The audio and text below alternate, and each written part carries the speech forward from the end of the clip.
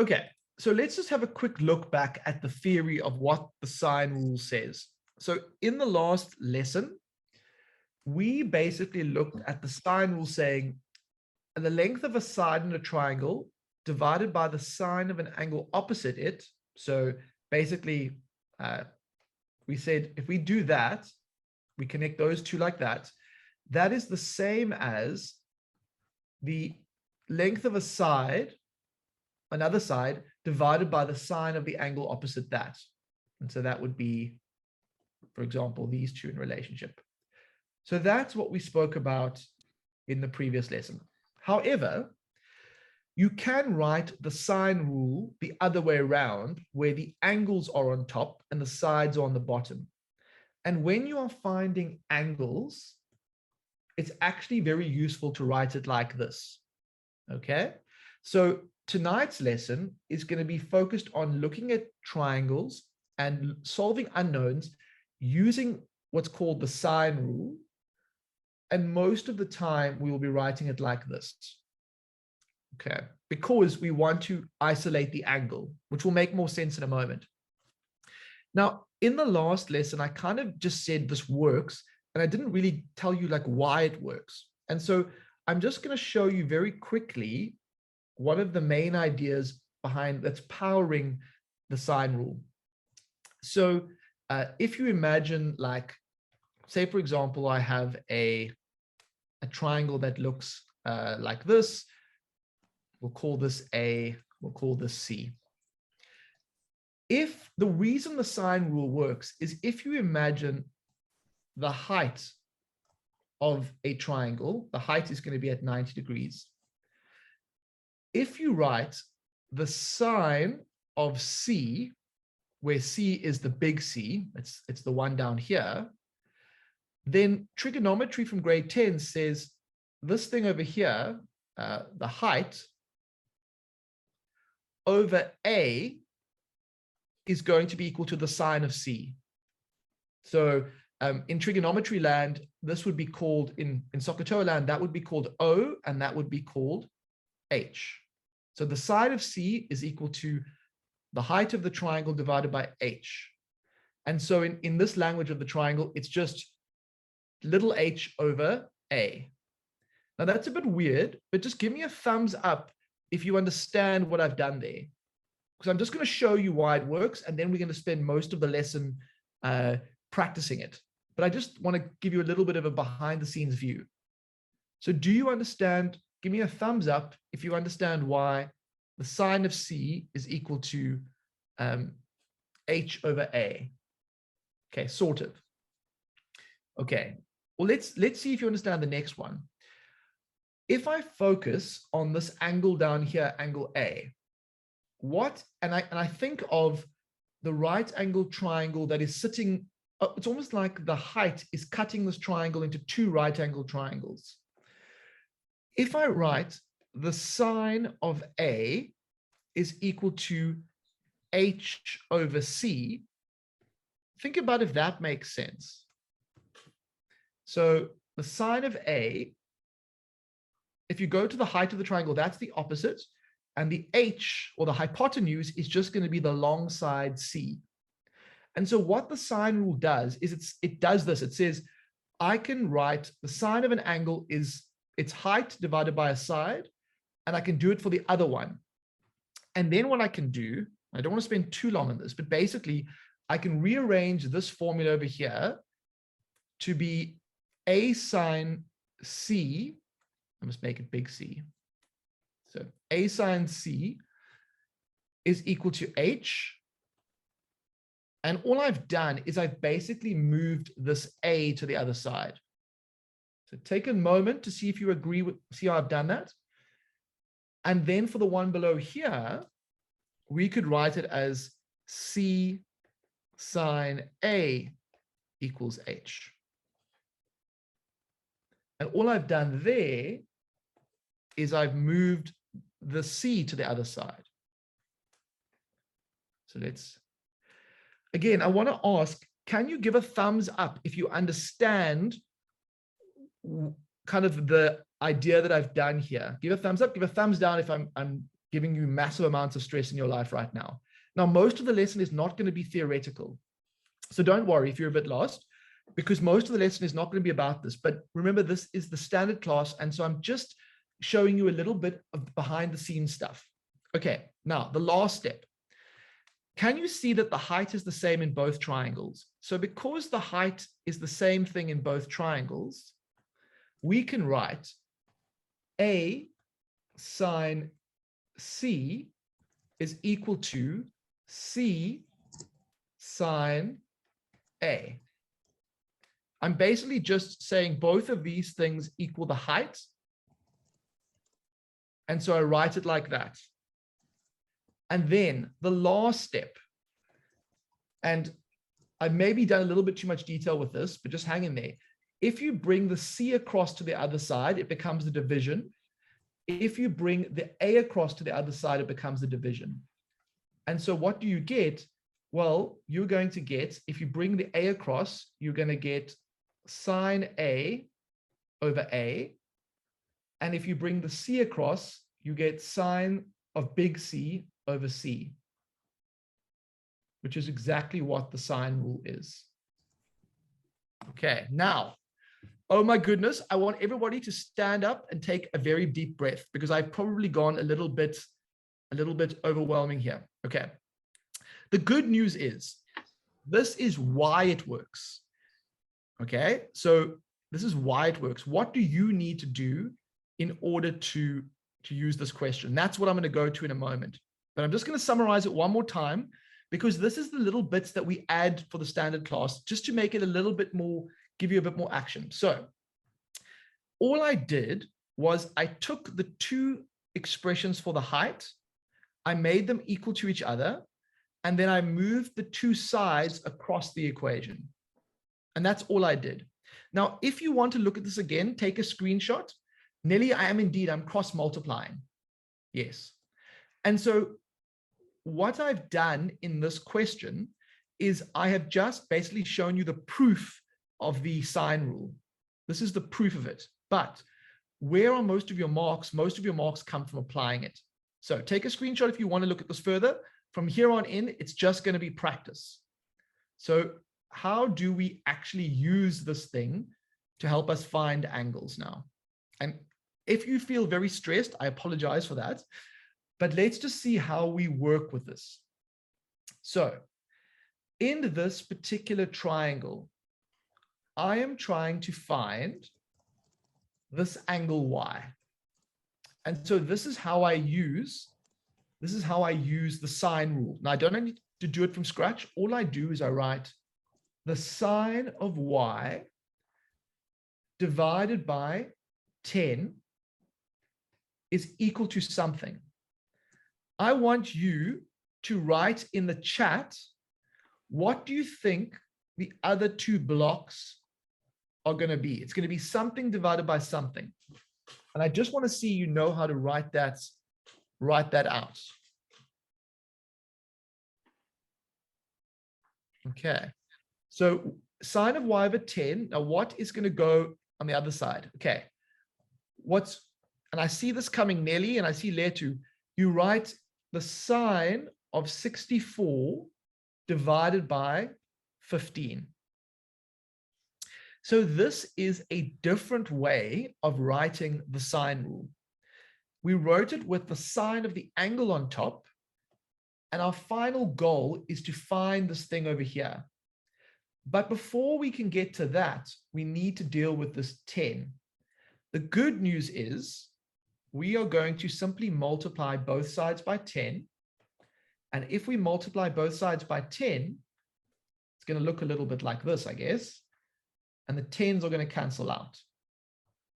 And so now we get the sine of Y, I'll put a little hat on it, is 10 sine 64 over 15. However, we have still not got my angle Y. I need to do one more step. I would love someone in the class to maybe give me a hint. So if you could raise your hand and tell me what is the final step I need to do to get the Y. And it's not just type 10 times sine 64 divided by 15. I need to deal with this. I need to deal with this sign over here somehow. Would anybody like to raise their hand and tell me? I would love to. Maybe you can give me a tip. I see lots of you are putting in the chat there, which is awesome. Okay, so what I'm seeing in the chat is inverse sine, or sometimes called arc sine. And so in order to get the final thing here, we basically apply inverse sine to both sides. And what that looks like is we get y equals sine of -1. And whatever I had before, the easiest way to do this in your calculator is actually just to use the answer key. So once you've figured out what this is, use the answer key, or you can simply just type in 10 sine 64 over 15.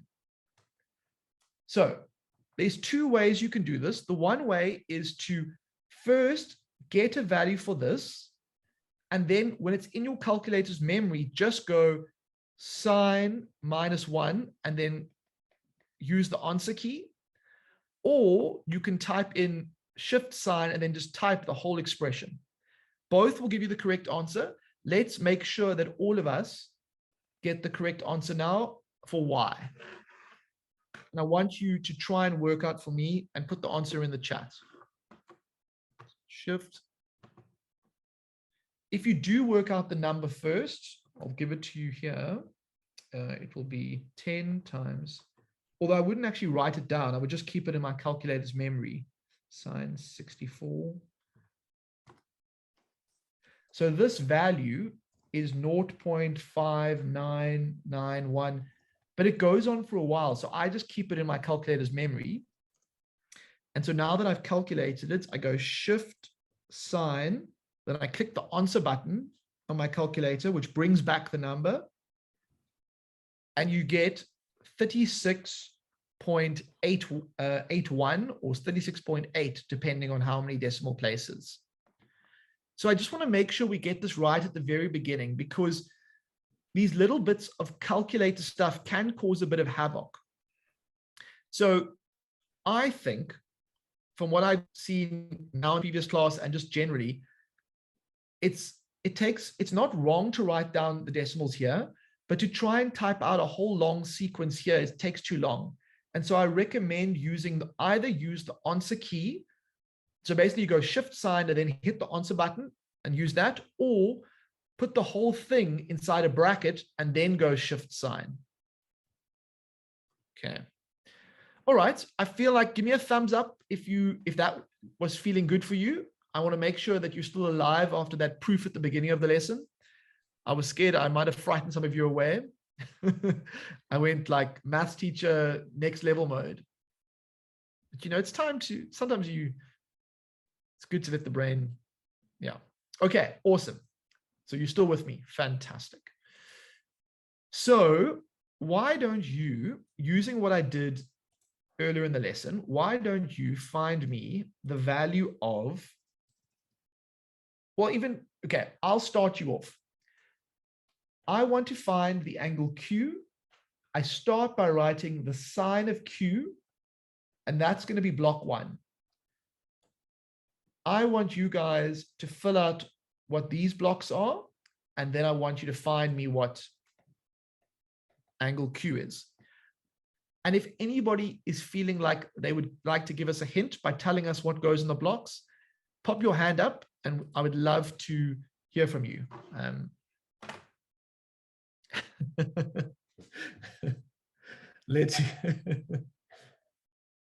So Letty, all that was the proof of why the sine rule works. But most of your marks in class will come from. Okay, let's go to Nelly. Nelly, tell me what's going to be in these blocks here. We're going to say sine Q over PR is equal to sine P over QR. I'm going to go with 8 because we've already got the value there. So 8. And then on the other side, what are we going to have in this block sine here? P. Sine of P, which is sine of 104. And then below that? 15. Perfect. Thank you very much, Nelly. That is awesome. I'm sure you've helped a lot of us. Cool. And then Loratu, I see your hand is up. Can you help us with the next step? What's the next step in this process? Because it's not time for Q yet. It's sine 104 over 15. Yes. And then what about, I'm worried about this bit over here. Which bit? Can you see the screen with the 8? Yes. Because I want, yeah, what do I need to do there?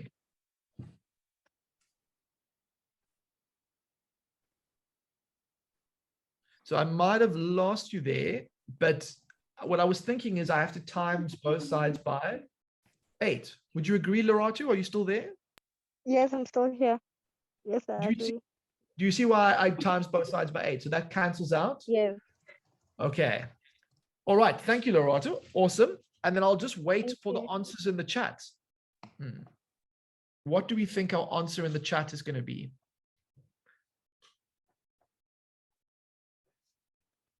So we know we need to go. So Q is equal to sine minus 1 of something.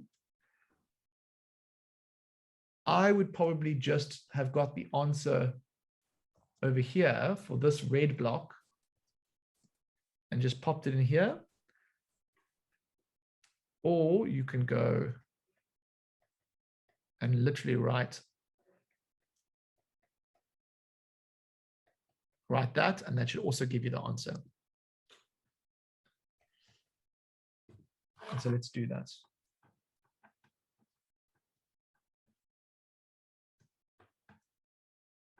Okay, shift. I'm getting 31.16 degrees. Okay, 31.16. And if I look at the answers in the chat, Yanga, Abnejo, Beverly, Oretile, Letu were all on the right track there. So I think we're mostly good for now. Mr. Okay. S, Yeah. if you don't mind, could you quickly share the answer to the previous question? Bonga says he got kicked out of the lesson. Can I, let me just quickly, the previous question, Bonga, was that. So just take a screenshot very quickly, and then we're going to go back to the previous one, which was 31.16. Okay. So 3, 2, 1. Fantastic. Okay. Tell you what, let's do question 2. And I want you to find, and this time you're flying solo all by yourself. I want you to find angle ABC, which is this red dot here. And I'm not going to say much. I'm going to drink my glass of water in tribute to you guys. And I wait for the answer to appear. But if you're getting stuck, don't be afraid to ask a question.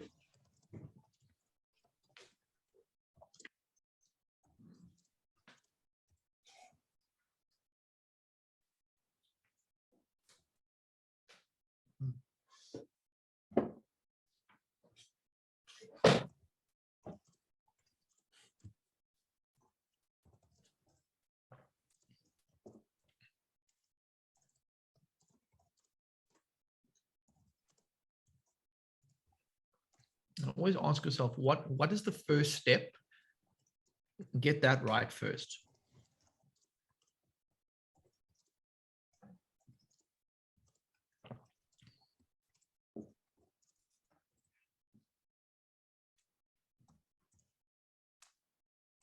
And for me, that would be the first step.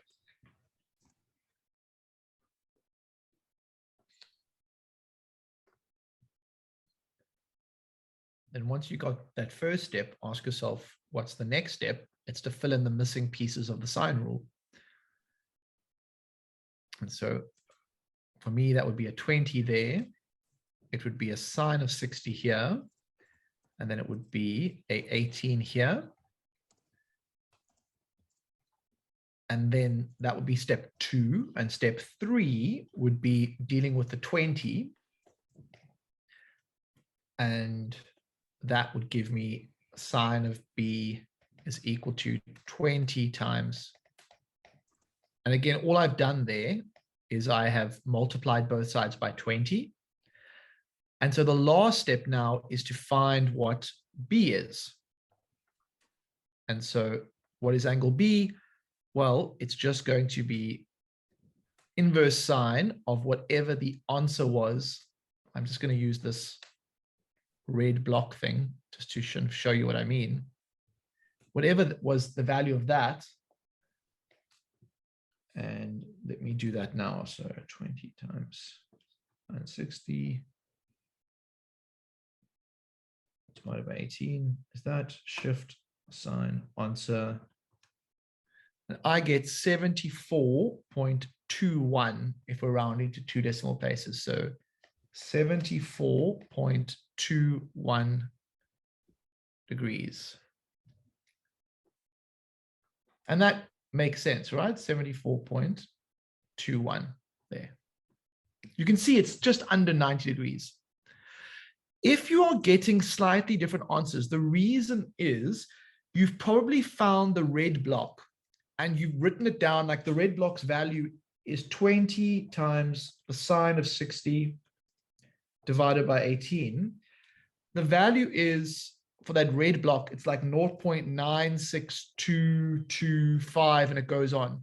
Now, it's better to save that value in your memory of your calculator. It automatically is. Like when you hit equals, it gets saved in the answer value or the answer variable. So I think the reason there's slight differences is some of you are going shift sine 0.96 and you're not using all the decimals.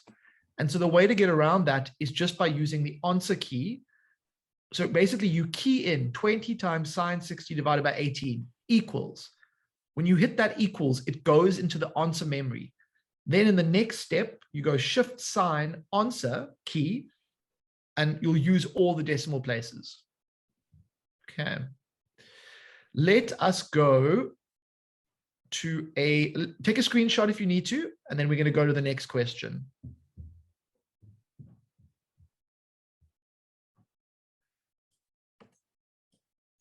Okay. So let's do a little multiple choice question just to see if this, oh, there's something different. Seem to be in the wrong mode here. So let's make this a bit bigger and let's do that. Okay, over to you guys. Which of the following is the correct equation based on the diagram on the right? And you are trying to find for me this y over here. So over to you guys.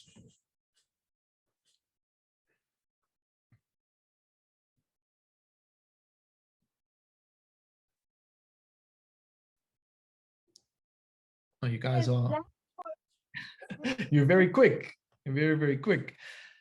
So it looks to me like I'd start with the sine of y over 7 is equal to the sine of 34 over 8, which the only one that matches that is A. Okay, fantastic. Let's do one more of these. So let's do this. Which of the following arrangement is the correct rearrangement? So this is the next step that you go through. So you get to the block in blue. So you've got that bit. And now you have to decide what is the next step and which of these options are going to be the correct option.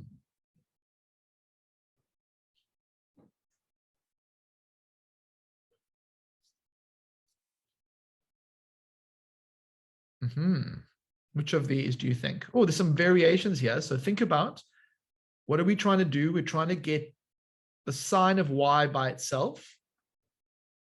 And so if we're trying to get the sine of y by itself, I think it's the 7 over here, which is interfering. And so how would we get rid of that 7? Well, I was thinking that we would times both sides by 7. And so now the thing is, the trig is separate.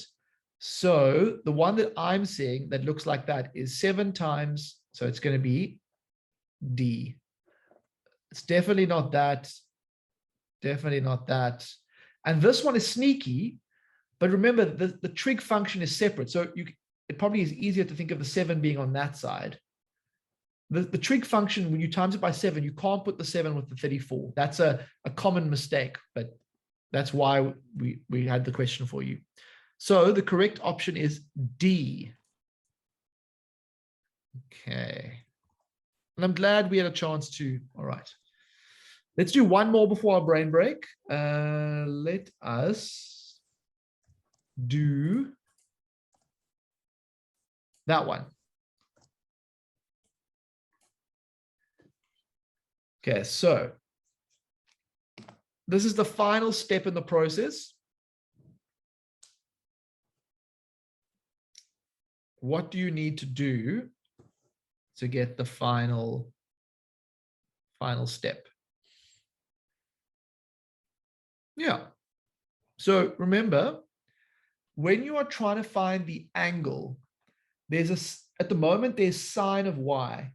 So how do you get rid of the sine of y? The only way to get rid of it is to use the inverse of sine, or sine minus 1. But you do it to both sides. So I'm running out of space here. So you're looking for the same thing. You're looking for and when you do that, you get y equals the sine of minus 1 and whatever was above there. And so it can't be D because there's no sine minus 1. In fact, none of these have a sine minus 1. So it has to be B. Awesome. Awesome. Okay.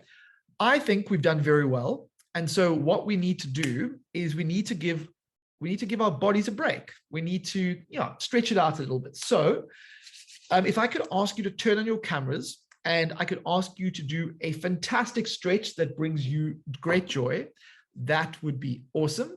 And what I was saying to the earlier class is, guys, like you have a running buddy, like we're like your maths buddies. And so we want to build like a sense of a team and a sense of like a community. And so doing these little things together helps us with that. So please join us in stretching now. Okay. I think I'm going to roll my shoulders a little bit and stretch my neck.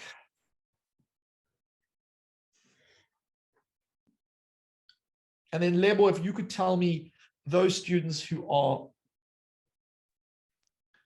really stretching it out, and there we go. Look at those lovely faces out there. Lerato, look at you see, shining brightly. This is things we're yeah. We're gonna build our team together, and it's like I have a gym buddy, and he makes sure that I go to gym. David, like Beverly. Great going, guys.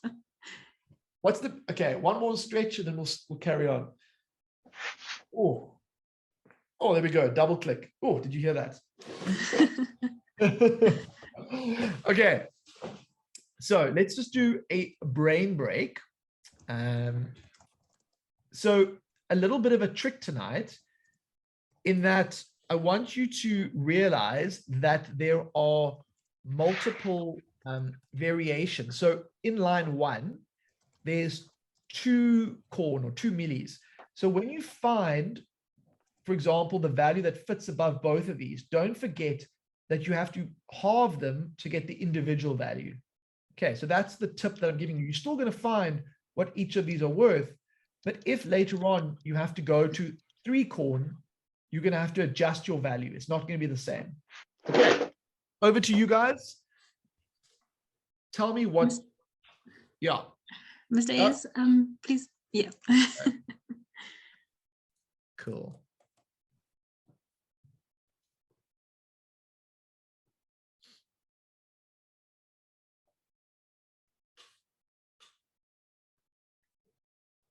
Okay, so corn is 12. You're quite right. But in this case over here, it's going to be 18 because there's 3 of them. So each individual corn must be 6, is kind of what I'm saying.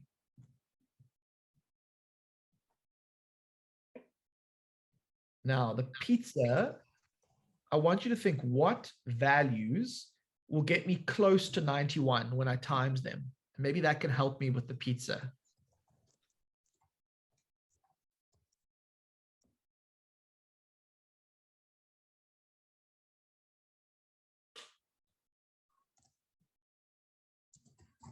Okay, I did have a good 39.5.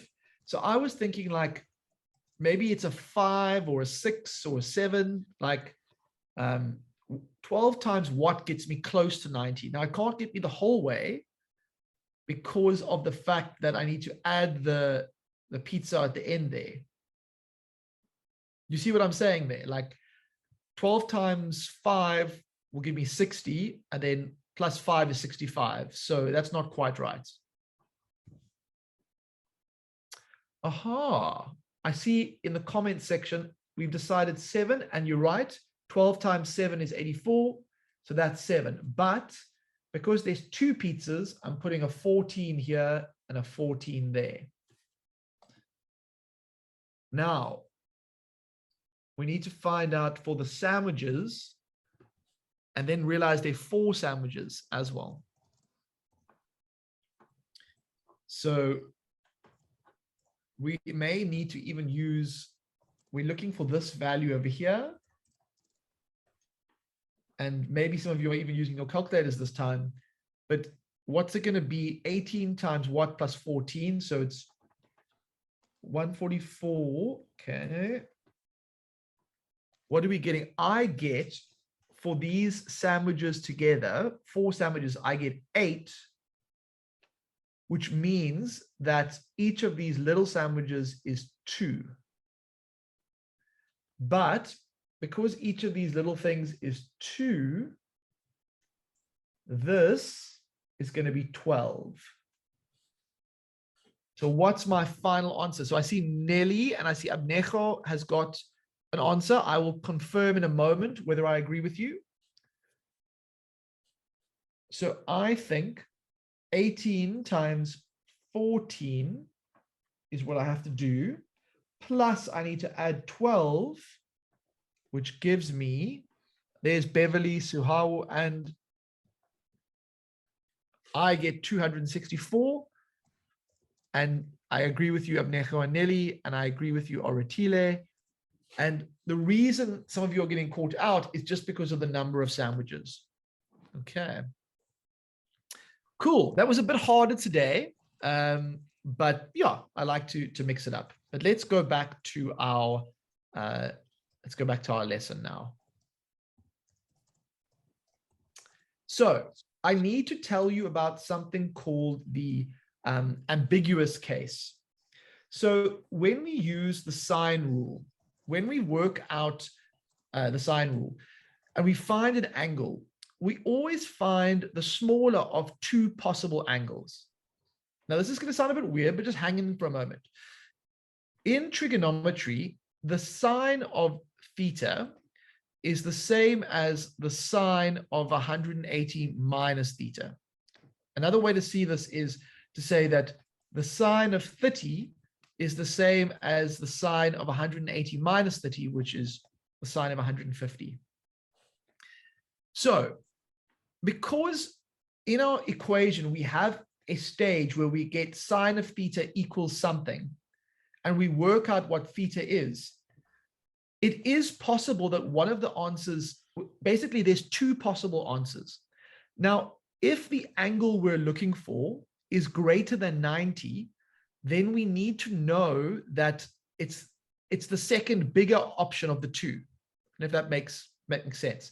So let me show you in an example what I mean by this. But the overall idea is that when we solve for something using the sine rule and we're solving for an angle, if we get an answer of 30, there is another possible answer, which is just 180 minus 30, which in this case would be 150. How do we know which of the two to choose? We simply look at the picture. So if the angle in our triangle looks like that, it will be 150. If the angle in our triangle looks like that, it would be 30. But it's important that you know when you use the sine rule and you're solving for an angle, there are actually two answers. Now, so far today, and in fact, most of the situations you'll find, I haven't really had, all the triangles have been acute. Like if you look back, they've all been, there's been no angles greater than 90. But I'm just saying right now that it is possible. And so let's kind of deal with that. So can you can do this for me. I want you to find the angle C in this drawing. But I also want you to generate a second answer for me at the same time using the idea I just did. Okay. So Ntokozo. So, okay, let me do an example. So in this situation, cool. Let's go through it. Let's do an example together. If I'm looking for angle C, I start by writing the sine of C over 11 is equal to the sine of 25 over 7. Nothing new there at all. Second step is to write the sine of C is equal to 11 times these guys over here. I want everyone to find me the angle C just like we did in the previous lesson, or in the previous lesson, earlier in the lesson. And all I want you to do is get an answer. Once you've got your answer, I will deal with the rest. Okay, so get me an angle C first.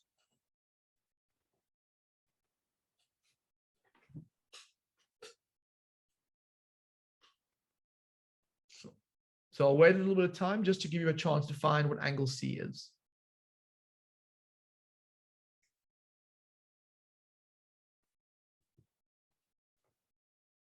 Okay. What I'm seeing in the chat is that C is 41.61. What I'm saying to you now is that there is another possible answer for C, not actually in this triangle, because I can see the size of C in the triangle, but to find the other possible answer, we go 180 minus 41.61. And so the other possible answer would be 180 minus 41.61. And that would be 138.39 degrees. So all I'm telling you, and in fact, the question I've chosen, basically, if you look at the drawing, you can clearly see that it's not going to be 138. It's going to have to be this 41.61. So this is going to be 41.61. However, all I'm saying is that it is possible. So Nelly, all that I would say is when you use the sine rule to find an angle, if you find an angle, if the angle is very big and you end up with an answer from your sine rule that is 41.61, remember there is a second possible angle that could be an answer. And all you need to do is use common sense to look at the drawing to say which of these two possible answers is it. 80% of the time, this will not be a problem, but it's called the ambiguous case because there are two possible options for the answer. And it all goes back to this idea that in trigonometry, the sine of 180 minus theta is the same as this. But you do not have to write the other one unless, basically, you only generate the second answer if you need it. That's all you have to do. Okay. So we're just going to do one question like this where I'm going to say to you, and in fact, the drawing, yeah, we're just going to do one more like this where I ask you to give me two answers. And then after that, most of the time, you'll only give one because one will fit. But on the rare occasion where you see like something doesn't look right on the drawing, remember there's a second answer. Okay, so I want you to work out for me the size of angle L, but I want you to work out two possible values for L. And then you can choose the one that you think is the most accurate for this particular drawing. Okay. So over to you guys. And then I will wait. What I want you to post in the chat is I want you to post the two possible values for L, and then we will choose the correct one that fits the drawing. Mr. East? Yeah. I think the confusion is mostly that how do they know when they're supposed to work out both angles, and also will they get marks for working out both? Okay, let me clarify this very clearly. Like most of the time, 80% of the time, this will not be an issue. But what I want to avoid is a situation where you have a triangle that looks like this. And let's say this is angle A. And you find angle A and you get that A is 30 degrees according to the sine rule. In that case, I want some alarm bells to go off in your head and realize there is a second option when using this tool. And the second option would just be 180 minus 30. And in this particular scenario, if I look at my drawing, 150 fits much better with what I'm seeing. It's almost like sometimes when you use the sine rule and it feels like something's gone wrong, this could be behind it. But to be honest, it hardly ever happens. It's not that common. Well, I would say it happens 20% of the time, if that makes sense. So I hope that's helped in clarifying. Okay, let's find what L is, and let's find the second option too. So the sine of L over 13.5 is the sine of this over that.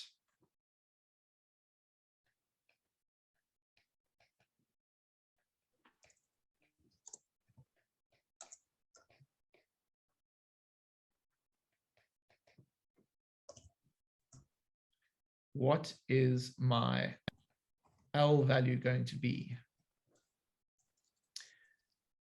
So my very first L value, using what we did earlier, is you should get 41.77. And if I was doing this question in class and I looked at L and I can see that that makes sense. That's an acute angle. I'm done. I'm moving on. Okay, awesome. It's only in the scenario when I find L, if I had a situation, let's say the triangle looked like this, and I found L and I got 41.77, then I want you to realize there is another possibility, which is 180 minus 41.77, and that is 138.23. And in the red scenario, that would be the correct answer.